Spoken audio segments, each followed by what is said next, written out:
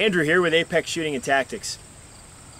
I want to talk a little bit about sight alignment, sight picture, something that should be relatively simple, but most people fail to really understand the entire scope or this entire spectrum of sight alignment, sight picture.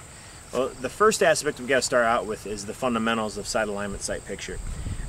Sight alignment is the sights aligned, the front sight aligned properly with the rear sight. And what we're looking at here, I got my little handy tool here, is sight alignment, sight picture. We got our front sight post, or front sight is even across the top and then equal distance on each side. Pretty simple, right?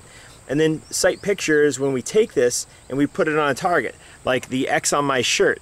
You know, it's going to be like this. We're not going to put it lollipop on a stick so we can see where we want the bullet to go. If I want to put rounds right in the center of that X, I'm going to have to cover part of that up or all of it depending on how close I am, because of what we have is mechanical offset. The sights sit just a little bit higher, and typically we don't shoot the distance that the pistol has been sighted in for. Most of the pistols out there are sighted in for 25 meters at the factory, so that it'll point aim, point impact at 25, so it's that bullet's traveling up to that line of sight.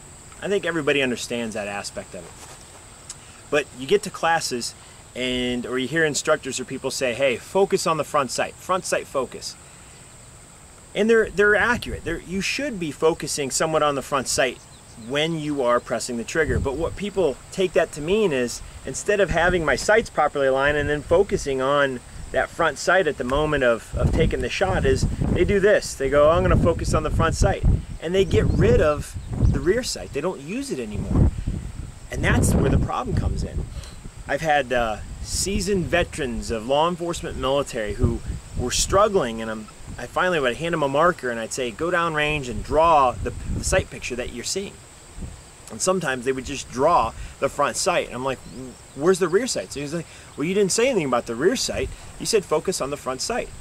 That's my mistake as an instructor. So I stopped saying that years ago. And then Chris Serino, I saw him starting to use these in classes, and I was like, that's great. Rather than trying to draw what it should look like all the time, made up our own little front sight, rear sight, and now I can show someone what it's supposed to look like. Now, what I'm getting into next is what's an acceptable sight picture and trigger control for the shot. Today we're just going to talk about sights, but what's an acceptable sight picture? Sometimes you can be quite a bit sloppy. That front sight can be wobbling all around in there because you're moving, because you're under stress or whatever, and you're just trying to put a round high center chest on somebody. Or on, if you're in a competition, like an IPSC target, or maybe you got a 10-inch steel plate that you got to put rounds on.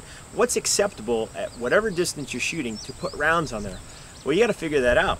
So when you get out in the range, test out at different distances what is an unacceptable sight picture in sight alignment versus what's acceptable. So what we've done is, down here on the range, I've got a target set up, and I've spray painted some different sight picture, sight alignments out there. There's one that's correct and the other four are wrong.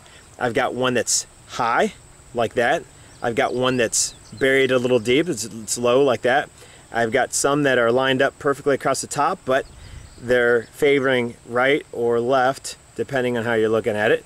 And we're going to see what the bullet strike is going to do at we got it set up at 15 and 20 feet. So I'm going to fire one shot at each target using that sight alignment. So I've got that stencil up there spray painted, so I know what it should look like through my sights. So I either need to can it left or right or up or down, and we'll fire shots and we'll see where they go.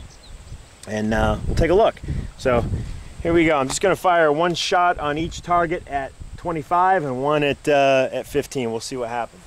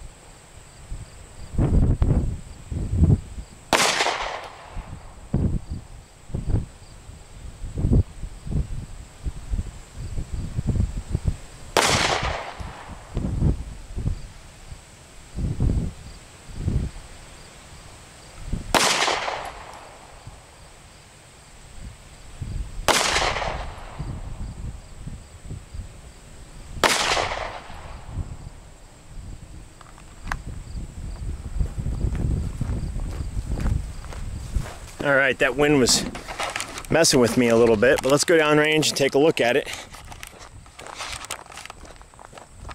So I've got this stencil that I spray paint up there. Now here's my test target. So there's my 25-foot shot, and there's my 15. I went a little bit low because I'm lining it directly up with it, so it's going to be just a little bit low. So I know my fundamentals and my sights and trigger and everything were good, so that's my test one.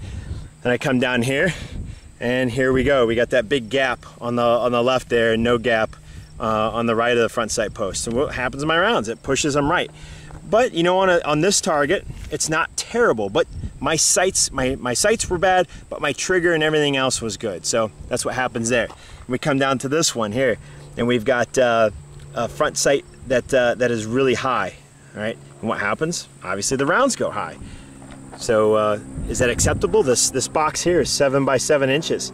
So it's gone maybe 4 inches higher than what it should have. And then we go over here, and again, we got the gap on the right, so what happens? The rounds go left. These are a little bit different than the ones over here. I don't know why.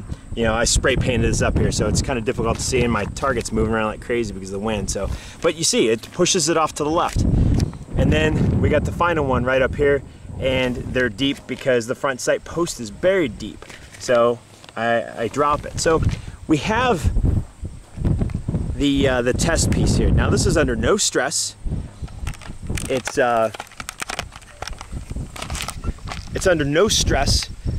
No one's shooting back at me. The target's barely moving. It's wobbling around in the target stand. It is what it is. But so these are somewhat acceptable. 25 feet and closer. My sights can be a little bit off, but my trigger can't. If I start incorporating a really nasty trigger press, or I start milking the pistol with my grip, and I've got excess movement, or I'm shooting on the move, you know, you start to compound those things, right? We have compounding errors, and that's where we start to see the problems. That's where we get the gigantic misses. So know what's an acceptable sight picture for the shot, and you can score accurate hits even with a nasty sight picture. But again, this is at 15, 25 feet under really good conditions for the most part. So get on the range, be safe, train with your weapon systems, find out what these issues are, what's acceptable for you and what's not acceptable. That way when you're out in a real world situation or a competition or something like that, you know what you can get away with and what you can't get away with. Be safe.